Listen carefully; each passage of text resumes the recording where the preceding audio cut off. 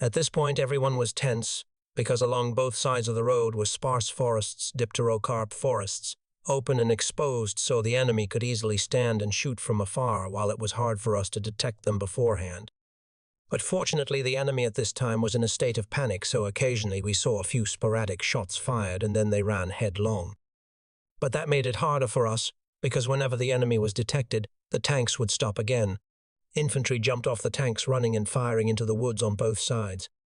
The tanks just kept charging forward, leaving the infantry running panting behind. So the infantry had to run with all their might to catch up with the tanks. Some guys fainted but were lucky to get a ride on the command vehicle behind. Occasionally a stubborn Pol Pot soldier would come out to the edge of the road to shoot at the tanks. But after firing a shot, the lead tank was very fast. As soon as it stopped, the 100mm gun fired straight at the enemy. For the first time, seeing the lead tank suddenly stop and then dust and smoke cover the whole vehicle we behind, thought the lead tank hit a mine. But then it continued to run, so we guessed it was the backblast of the cannon. The march went on like that, clinging to the tank, then running. Truly lightning speed, terrifying. By mid-afternoon we had reached the bank of the Lom Phat River, the convergence point of the army wings. The driver then told us that day the unit had advanced more than 30 kilometers. So Battalion 1 had completed the mission of attacking and liberating up to the bank of the Lom Phat River. This place became a gathering point for the army wings, so it was very crowded and fun. Some units started sweeping the enemy in this area. Engineers actively built ferries for units to cross the river to continue the campaign to liberate Cambodia. Our soldiers took the opportunity to go to the river to find fish to improve their meals. This section of the river had a lot of fish. Just one grenade meant eating fish until we were tired. I stayed here for a few days, then was ordered to return to attend the non-commissioned officer school of the division stationed at Duck Company. The NCO school later also moved to Bang Lung.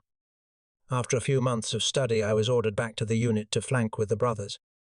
So from Kyu Han Airport Battalion 1 was moved to Tan Son Nhat by plane, then from Tan Son that flew to Battambang. The old C-130 shuddered as it landed on the airport. The scenery was truly different. The northeast was green forests and villages. Here, because it was the dry season, everything was parched. From the grass blades to the trees, everything wore a yellow color. Here there were no more mountains and forests, but a vast plain, the ground cracked. Alas, gone were the days of forests shield soldiers. Forests encircle the enemy. A strange battlefield. Now soldiers would expose their backs for the enemy to aim at. I remember when preparing for the campaign, once I went to carry goods for the battalion quartermaster at the regiment. Seeing the quartermaster receive a bunch of thick nylon bags, I thought this stuff put in the backpack would prevent rain from soaking my things, and having something to cross rivers and streams as a float would be good too. Thinking so, I crept up and whispered to the quartermaster, "Hey, you got a lot of these, give me one." The quartermaster didn't say a word, peeled one off and threw it to me immediately. When it fell to the ground, it unfolded. I saw it and said, "Oh, why is it so long?" The quartermaster smiled. "How tall are you to ask for a short bag?" Only then did I realize. Ah, so when dead the whole body goes into the bag, then the top is tied. Before filling the grave, a knife is used to slit a line so it decomposes quickly for easy exhumation. So I sheepishly returned it, not daring to accept it anymore. Returning to the story, after attending the NCO school, I returned to the unit.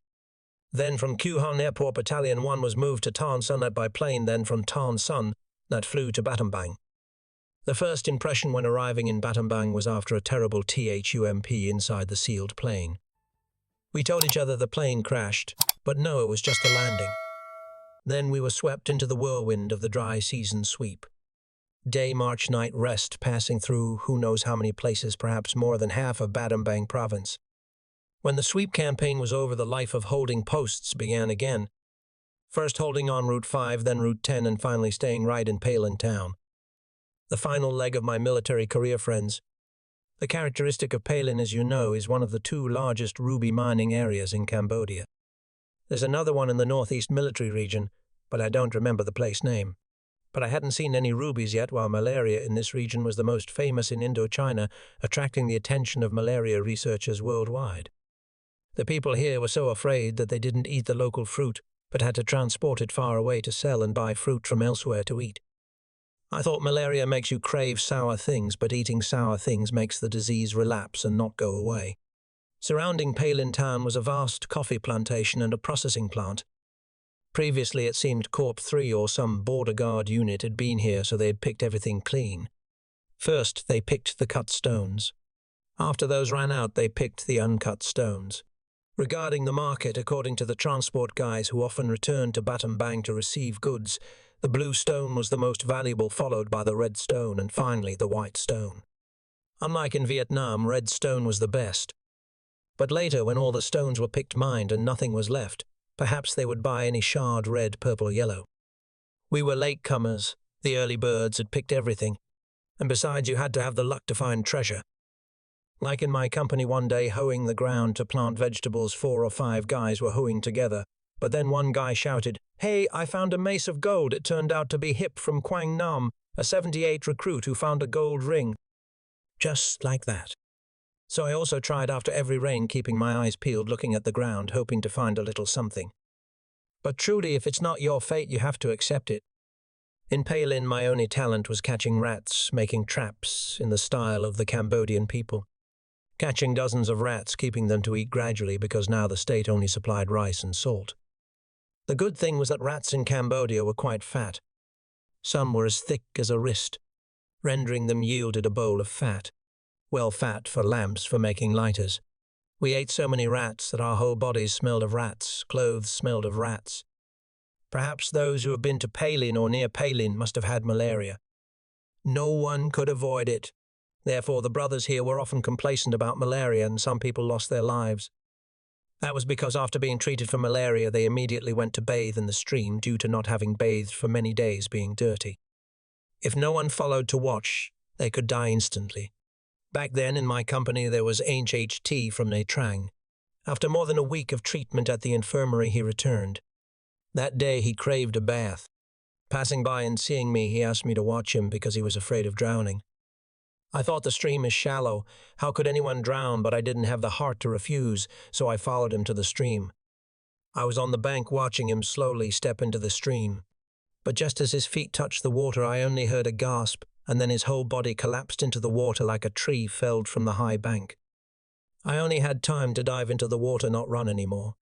Fortunately, I was quick-witted and didn't lose my cool. I hurriedly lifted his head out of the water, intending to help him up the bank. But his body was stiff as a log, heavy because he was also bigger than me. Luckily, the water there was shallow, so I placed his head on my thigh and shouted for help. At that time, some brothers in the company passing by heard and ran over, carried him up the bank, and took him straight to the kitchen to light a fire and warm him up. A while later, his body softened, he started foaming at the mouth and then breathed normally again. So we hurriedly carried him to the infirmary. It was lucky that he stopped breathing instantly. I thought if he had face planted in the water for just tens of seconds and breathed water entering the lungs would mean certain death. This was the only time I knew what stiff dead meant. When resting his head on my thigh, his whole body was cold and stiff. When in the mountains and forests, we were used to clinging to streams wherever we went. Wherever we clung to streams, there was always cool, clear water. Now it was different. In the dry season, in this flat region, finding a drop of water was truly difficult. Landing at the airport meant stepping into a sweep campaign, marching day and night, not knowing when we would stop. In the dry season here, bathing was easy. Just cover yourself with a poncho for a minute, sweat would pour out and you could scrub to your heart's content. As for drinking water, rarely did we get clear water to drink. Often on the march, if we found a buffalo wallow, we were already overjoyed. There was a soldier's chant at Bubong, one line, "Fit the rotting soldiers serving long years without promotion were like rotting leaves in Truong sun." And now another line, "Fit drinking muddy water." Once entering an abandoned farm, the whole battalion scraped a common water well. Many guys didn't have enough patience to wait for the water drops trickling from the bottom of the well and had to cook rice with coconut water. That rice cooked with coconut water was hard to eat because it was sweetish. Fortunately, there were dozens of coconut trees bearing fruit here, so we could drink as much as we wanted. Although people often said drinking too much coconut water makes your knees weak. Then some guys were more diligent and even used coconut water to wash clothes. Strange, washing with coconut water seemed to make clothes cleaner and they didn't get mildew spots, as people often said. The unit kept marching diligently, going from one place to another. Fortunately, since coming here, we didn't have to eat mixed rice anymore. We ate 100% pure rice. But the food was still the same. The marching ration was one 450-gram can of meat or fish for a squad, so we tried to mix in a lot of salt to make it last the days and months. Therefore, when sweeping, we wished to encounter the enemy's dwelling because at least we could find a little food they left behind. Usually they salted pork, and that meat smelled foul but tasted wonderful. Honestly, it wasn't always possible to find the enemy. Back then they were elusive as eels. The lead scout would just catch a glimpse of the enemy and immediately report back for the rear to deploy into attack formation. When the formation moved up, they had vanished without a trace. So the unit continued on the road. But those were small, fragmented groups clinging to the area, so when encountering our large formation, they weren't foolish enough to confront us. After enduring hardship for so long, there were times we hit the jackpot. That day, marching until late afternoon, we saw houses in the distance. The battalion carefully divided the formation to approach. Upon determining that there were enemies in that housing area, not civilians, the battalion immediately ordered fire to attack and capture. And just after a few bursts of AK returned fire, they quickly withdrew quietly. We divided up to search thoroughly and discovered this was a long-term stationing place for the enemy. There were camps, a huge paddy warehouse, and even a pigsty with more than 2 meat pigs. Also, the battalion had fresh meat after so many days of salt and rice balls. After setting up strict guard, each squad and platoon went into the sty to slaughter pigs for a fresh meal and to make dry provisions for later. Some squads, because they were busy with guard duty when preparing for their meal, couldn't share with anyone anymore, so they slaughtered one and took only a thigh. That day, while preparing to cook, a dog was seen loitering back. So a few guys got excited and clubbed it to make meat. And that dog meat dish was only appreciated by a few people. Early the next morning, we continued on the sweep march. Everyone's backpack was now full of meat. Some strong guys even carried a few pieces of the enemy's salted pork. Looking at the sty with a few pigs still left was truly regrettable. Before leaving, the brothers didn't forget to pile thatch around the paddy warehouse to burn it. Although knowing burning now was useless because they would come back and extinguish it immediately. Moreover, the paddy warehouse was huge. To burn it all would probably take a few days. But we couldn't stay to ambush because we had to follow the combined arms plan. That day, my Company 1 was in the lead. At first, we still maintained the formation order, but by noon, due to the intense heat and continuous marching, those who were still strong moved ahead. Around 2 p.m., the guy carrying the B-40, who was at the head of the marching column, suddenly spotted an enemy standing guard under the shade of a small tree, only about 50 meters away. Quick as lightning, the B-40 guy fired a shot right at where the enemy was standing. The tree fell and the enemy ran away. Then they opened fire rapidly. Our formation at that time only had time to scatter, scrambling to find termite mounds and bushes to hide. After the initial volley, the enemy began using 60mm and 82mm mortars to pound the formation. Only then did our troops regain composure to locate them and counterattack. But as soon as we moved, the enemy spotted and sniped us, so no one dared to budge. B-40 and B-41 firepower was useless. Only a few mortars traveling in the rear managed to hide behind some relatively large termite mounds and could deploy to fire improvised shots, based on guesswork, as they couldn't observe the enemy accurately, only guessing their position through the sound of their launches. So we had to lie there and take it under the sweltering sun, exposing our backs for them to pound with mortars. And these Pol Pot guys were also very cruel, not just ordinary. That is, after pinning our troops down, they didn't bother to charge, but just kept pounding with mortars and sniping. Wherever they saw movement, they sniped immediately or pounded with mortars. The brothers could only lie there and take it, waiting for reinforcements. Finally, near evening, the reinforcement force arrived. It was about 2 or 3 M113 vehicles that had been upgraded with weapons fitted with 106.7mm recoilless rifles and 12.7mm machine guns. Being high up, the gunners spotted the enemy's position behind a long dike from where they controlled the formation of Battalion 1. So the DKZ and 12.7 on the vehicles began to unleash maximum firepower. The enemy at this time only worried about keeping their heads down to avoid bullets, so the battalion's formation began to open fire and charge to attack. Only then did the enemy agree to abandon the defensive line to retreat. After leaving the dike, they ran in panic across the open field to rush into a village far ahead. The M113 armored vehicles then got excited and chased after them to shoot, leaving behind the infantry trying their best to run after them. An enemy running and hit by a bullet fell down and was immediately run over by the driver.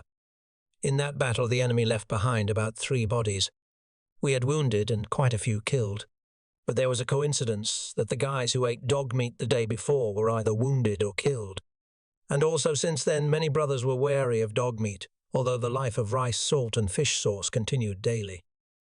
That night was truly sad because just yesterday afternoon the brothers were still jubilant over the pork dish. But tonight the pork was still there, but the eaters were fewer. At this point, allow me to ramble a bit. My battalion's heavy weapons company at that time had 2 82mm mortars, 2 12.7mm machine guns, and 2 82mm recoilless rifles. The heavy weapon soldiers were usually 76-77 recruits, so we could still choose tall and big guys. But later it was a mixed bag. Many guys were very scrawny. My unit was the main assault unit, so we often had reinforced heavy weapons and 2-watt radios. Also because we were a unit that often engaged in mobile warfare, perhaps the mortar guys had it best, including the 61mm mortar. Because many times I didn't have to carry the mortar base plate, just cutting a piece of tire and attaching it was enough. The 61mm mortar needed only one guy to fire, one hand holding the barrel, one hand dropping the shell. As for the 82mm mortar, add one guy to hold the barrel, one guy to drop the shell. But the 12.7 and DKZ had to have the full set. Several times marching in coordination with soldiers from the north, they said, "Shoulder fire the 82mm DKZ for speed, no need for the tripod." I saw that our Vietnamese soldiers were truly intelligent. They could improvise anything. Once the superior ordnance officers taught us how to restore American mortar ammunition.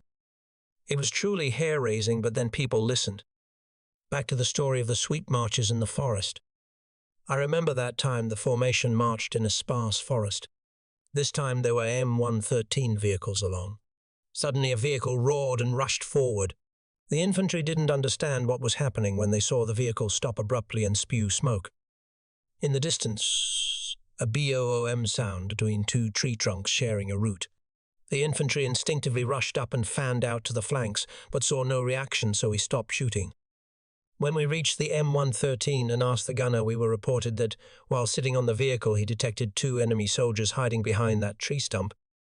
This tree stump had 2 V-shaped trunks. Each trunk must have been big enough for a person to hug. So he fired a 106.7mm DKZ round that tore open one side of the tree trunk. But upon inspecting the area, there was absolutely no trace of the enemy anywhere, meaning they had escaped. There was another battle where we were ambushed by the enemy. That morning, still in the battalion sweep formation, the brothers were still marching in a single file. The unit had only marched for about 1 or 2 cigarette breaks when we fell into their ambush. This time perhaps they had arranged a V-shaped ambush formation, so the direction of bullets came from both sides of the formation. When the enemy opened fire, direct fire whizzed, choo-choo-bee rockets of all kinds exploded, boom-boom, then mortar shells. The brothers hurriedly ran to find cover. At that time, running right in front of me was a guy from Platoon 2 carrying an RPD. It is truly said that skill is not equal to luck. Because I was running behind him, I saw very clearly he just lifted his back heel in a running step when a B-40 rocket from the right plowed the ground, creating a trail of dust, grazing his heel, and then detonated on an earthen mound not far away. Finally, everyone found a place to hide. Here the terrain was quite flat, with many large and small termite mounds, while the vegetation was just thickets. Sporadically there were a few trees, but only about the size of a calf at most. Because they organized an ambush, we didn't see them anywhere, only guessing their hiding positions by the sound of gunfire and the direction of bullets. After our troops were settled, the enemy stopped firing heavy weapons, perhaps because using heavy weapons was no longer effective. So they had the upper hand and they started sniping. And to be fair, these guys shot very accurately. At a termite mound right in front of me, 2 guys were hiding. One guy's leg got cramped. He just stretched his leg out of the termite mound when immediately 2 or 3 direct bullets flew in. He pulled it back instantly. Luckily, it was less than a handspan from his leg. The panicked guy quickly curled up and lay still. A moment later, the guy next to him got impatient and wanted to poke his head up to see where the enemy was lying to blast him with a B-rocket to regain morale. But as soon as the small bush on top of the mound moved a tiny bit, immediately 2 or 3 direct bullets flew in, and this guy also had to take a break to wait for superiors to handle the situation. The sun rose gradually. The scorching heat began to burn the soldiers. But the enemy patiently pinned our troops down. Our formation in the rear was no better. Although marching in a column, almost the entire formation fell squarely into their ambush. By noon, the enemy began to move to lock the tail and find a way to attack us from the rear. At this time, from the rear of the formation, we heard sporadic return fire from our troops. Seeing the enemy leave their hiding positions to move, they both suppressed us and found a way to organize a formation far back to encircle us. After nearly a session of lying exposed to the sun to endure the punishment, suddenly we heard the roar of M113 vehicles. Everyone breathed a sigh of relief. Then the M30 machine guns on the vehicles, following the battalion's guidance, swept one flank of the enemy, preventing them from executing the plot to close the corner to destroy our troops, and simultaneously dislodging them from their hiding positions. The enemy began to leave their positions and flee. Only then did our soldiers charge to pursue. But because the two sides were quite far apart, about 100 meters or more, the enemy quickly disappeared. We had to endure a session of lying in the sun for them to pin us down. But after the battle, we still felt very lucky that the enemy's skill was a bit poor, or maybe they were afraid of the fighting style of our Vietnamese volunteer troops. It was very lucky that the enemy opened fire early when the formations of the two wings were still quite far apart. If they had been calmer and let us get closer before opening fire, honestly, our casualties would probably have been much higher. Then we also felt annoyed with the armored vehicle guys. Just firing a few bursts of 12.7 plus a few DKZ shots from the vehicle, and the Pol Pot guys ran headlong. That was all, but they refused to come up early to help the soldiers. Pailin town in the years 1980 to 82 was very peaceful because this was where the regimental headquarters of Regiment 812 established its main base. To the east, towards Route 10, were layers upon layers of units stationed along the arterial road connecting the town with Battambang city.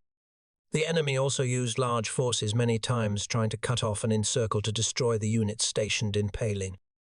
But the Vietnamese volunteer troops were too stubborn and refused to shake hands, engage/surrender, so they couldn't execute it. At that time, to create a solid defensive posture for Pailin, the regiment arranged Battalion 2 and Battalion 3 to take turns holding key high points located to the west. These were hills 505 and 556. It controlled the entire auto road connecting the Cambodia-Thailand border area into the town, and simultaneously could quickly extinguish enemy shelling attacks on Pailin if any. Also in this direction, the regiment deployed a firepower battalion located at the Burnt Bridge to support the hilltop outposts if they were besieged and attacked by the enemy. Simultaneously in this direction, an infantry company of Battalion 1 Company 2 was reinforced with strong firepower to control the area near Pailin and ensure communication between outposts 505 and 556 with the regimental headquarters. An infantry company, Company 3, was deployed close to the west of the town to maneuver and support the outposts in the west and north of the town. In the north of Pailin, on Route 58 in the 300 houses area, the regiment deployed a Battalion 2 or sometimes Battalion 3 to control the enemy attacking Pailin from the Parrot's Beak area. Also in the north of Pailin, located in the coffee plantation running along Route 58 next to the stream taking water for irrigation for the coffee plantation, was where Company 1 Battalion 1 was stationed. It protected the north of the town, controlled the low hills in this area, and simultaneously performed the duty of maneuvering to support other places, as well as hunting for the enemy's hidden bases and organizing ambushes against enemy infiltration from Thailand through Pailin. At that time, Pailin was a small but quite busy town thanks to trading activities with Thailand through the border gate and gemstone mining and processing activities. There was also a coffee plantation here spanning thousands of hectares. The town lay in a valley close to the Cambodia-Thailand border, over 80 kilometers southwest of Battambang town. This was a strategic area of Battambang province in particular and western Cambodia in general. From Battambang to Pailin, there was only Route 10 as the sole road. Both sides of the road were hills and mountains. Surrounding the town were mountains and forests. To the west and southwest, there were many continuous mountain ranges stretching south to Samla to Sanpursat. And on the other side of those mountain ranges was thy territory. With such terrain, the Khmer Rouge had very cleverly tried to establish disguised bases in the form of refugee camps. When stationed in Pailin, the battalion got to go out more, scouring the areas along the border to timely prevent the enemy from infiltrating to build hidden base areas. Scouts at all levels also regularly clung to the area. Whenever traces of enemy infiltration were detected, the higher command immediately dispatched Battalion 1 to organize ambushes. Thanks to that, the town was peaceful. They couldn't establish hidden bases to organize large attacks. They switched to using small sporadic detachments to ambush, raid, and plant mines. So the outpost soldiers, whenever they had business at the regiment, were reluctant and somewhat unwilling. I remember once being ordered to attack a point.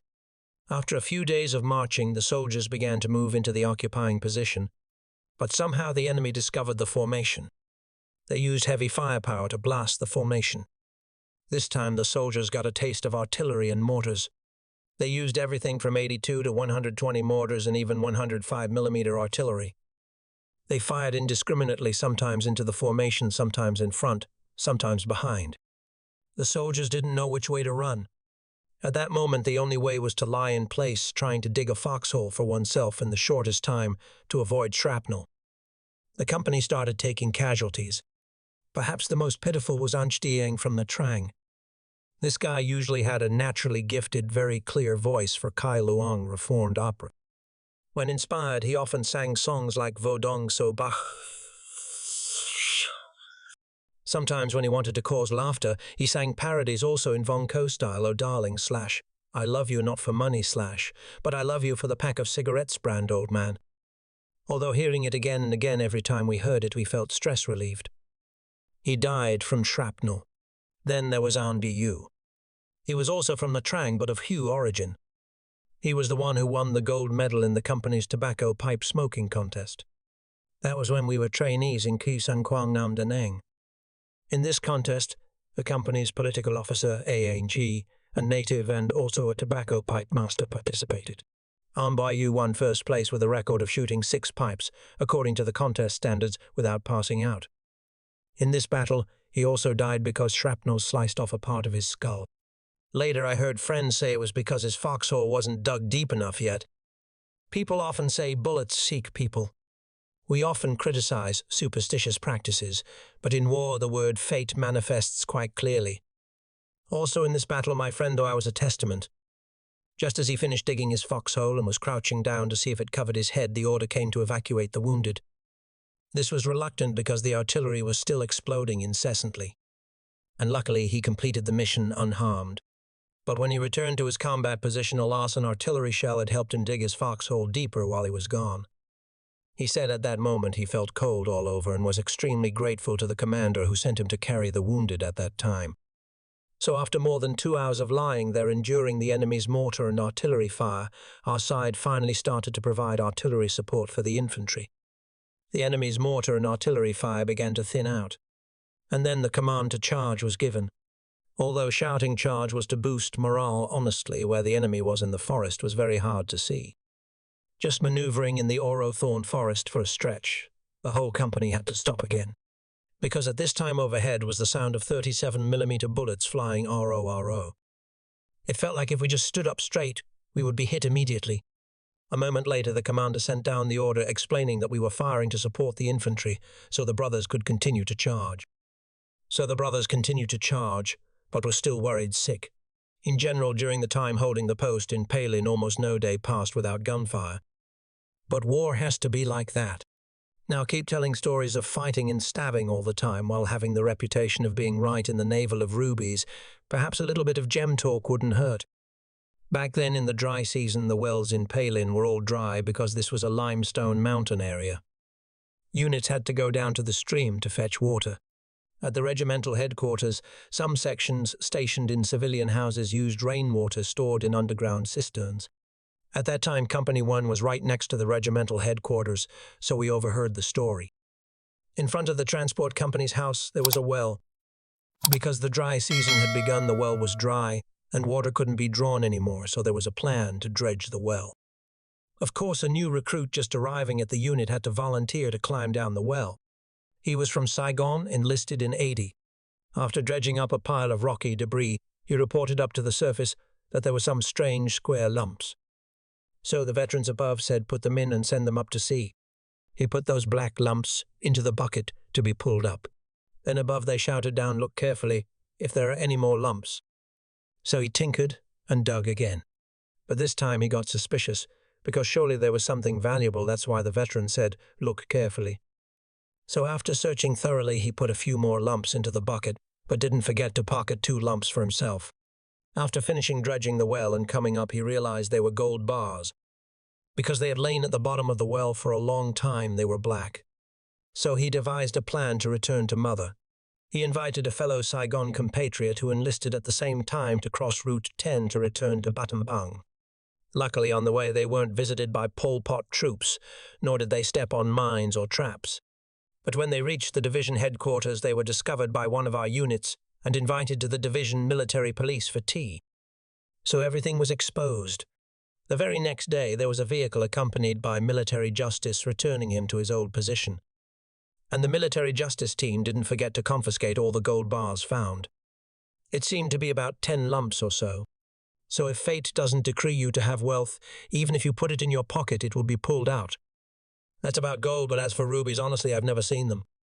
After a period of holding the post in Palin, we were ordered to withdraw. Escaping that harsh Route 10, the brothers in the unit felt much relieved.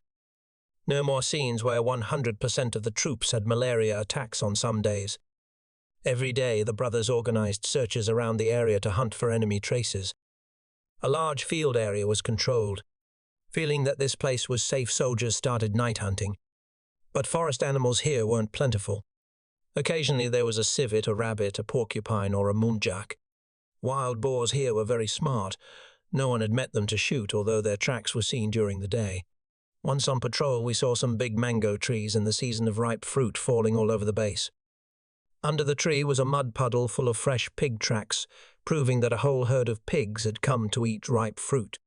We intended to come early the next day to ambush. But the next day, absolutely no new tracks were seen. We knew they had smelled human scent. Staying away for a few days without coming there when returning it was exactly like a battlefield full of new tracks. I also really liked the hunting game, so occasionally I borrowed a headlamp to go night hunting. But the trouble was wearing the lamp made me feel cold because I didn't dare go far, thinking, what if some Pol Pot guy hiding in a bush sees the bright lamp on my head? It would be a delicious treat. Wandering near the living quarters hoping to meet a civet or rabbit, but it seemed I didn't have the hunting destiny, so I walked forever without meeting anything. The first time I saw an animal with eyes reflecting the lamp, red, lying still on the ground. From friends' experience, this must be a rabbit. With the night shooting talent from training school, I aimed the gun BOOM one shot, then hurried to check. But alas, it wasn't a rabbit or anything but a huge earth bird nightjar, so since then I quit hunting. The soldier's hunting story sometimes has funny parts. A compatriot in the battalion recounted that while patrolling the road, seeing a large kokol standing on a bush in the distance, he immediately raised his gun to shoot. The first shot missed. It still stood still. The second shot, it dropped into the bush. He ran over but didn't see it anywhere. Parting the bush, he saw a rabbit, lying flat, not a kokol. He was so happy he grabbed the rabbit's ears and lifted it up. Only then did the rabbit struggle. Then he looked all over the rabbit's body and found no wounds anywhere. It turned out that hearing gunfire for the first time, the rabbit was so terrified it played dead. Now I would like to return to Route 5 to enjoy a little leisure. After months of continuous sweeping campaigns on every road of Battambang, my unit came to station in a FUM next to the road. Due to absent-mindedness, I don't remember the FUM's name now. Here we performed the duty of patrolling to protect the FUM and a part of Route 5. The people here had just resettled, so they were very poor, hadn't produced rice yet, so mainly gleaned leftover rice in the fields to eat and received food aid from the government. Many days people even came into the unit to ask for rice. In Part 1, I also mentioned that day by day, people returning to their homeland were still teeming on the road. And here there were many interesting stories helping me understand a bit more about the local people. When on Route 5 in the FUM, there was an old lady. In '79, she must have been over 60. This lady was an overseas Vietnamese of southern origin. It wasn't clear what her name was, but the brothers in the company often jokingly called her the Grenade Lady. In free time, the brothers often came to chat with her to learn about the customs and habits of the Khmer people and to learn about the Pol Pot troops. When wondering why overseas Vietnamese were the top targets for extermination by the Khmer Rouge, but she still survived, she recounted the process of being herded from Phnom Penh to here. The reason she escaped was that she spoke Khmer very fluently, so they mistook her for a Khmer. But there were times when she was pointed out and she had to use magic charms and eye to escape. Immediately we were drawn into her stories of charms and magic. She said she was taught magic by a Vietnamese master, and she had heard many stories of using charms to command spirit soldiers to fight between Vietnamese and Khmer people through many generations of masters, and the winning advantage always belonged to the Vietnamese. Then she also said that because her magic level was high, she used the art of invisibility to avoid the pursuit of the Pol Pot troops. Speaking of which, she pointed out who in the company had learned charms or wore charms. Anyone pointed out admitted it wasn't wrong. And for the first time I witnessed a brother in the company, a 78 recruit from Quang Nam, being tormented by the charm. That day, in the middle of the scorching noon sun, suddenly he went out to stand in the middle of the sky, muttering something. Then he started waving his arms and legs. Then he rushed straight to punch and kick furiously at the huge cement jars that people used to store rainwater for the dry season. His face was red as if he had just downed a few shots of alcohol. He kept punching and kicking continuously, causing the two huge, thick jars to shatter. Then he rushed to the base of a coconut tree, towering high, an old coconut tree, and continued to punch and kick.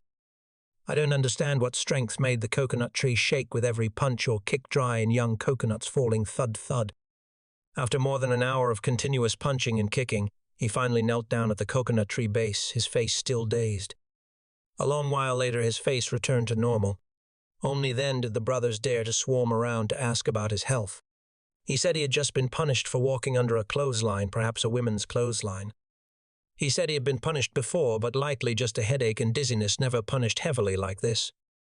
A strange thing was that he punched and kicked so hard, but when checking his hands and feet, there were no scratches. Returning to the stories of the grenade lady, she said, most Cambodian people like to learn magic and have charms. And I perhaps found her right when contacting the soldiers of Heng Samrin. I saw many shirtless guys with charm tattoos all over their bodies, some tattooed up to their necks. I don't know the effectiveness of Mien Khmer charms, but through battles there were situations where an enemy soldier seemed certain to die, yet he still escaped. In funny stories, she also taught soldiers how to avoid being caught by love charms. That is, when someone invites you to eat or drink, you must be very wary. Love charms should never be eaten or drunk completely. You must leave a little bit. Meanwhile, according to Cambodian custom, guests must eat and drink everything to be considered sincere to the host. Roughly like that. This story of charms and magic, I don't know the truth. I just tell it as I saw it for fun.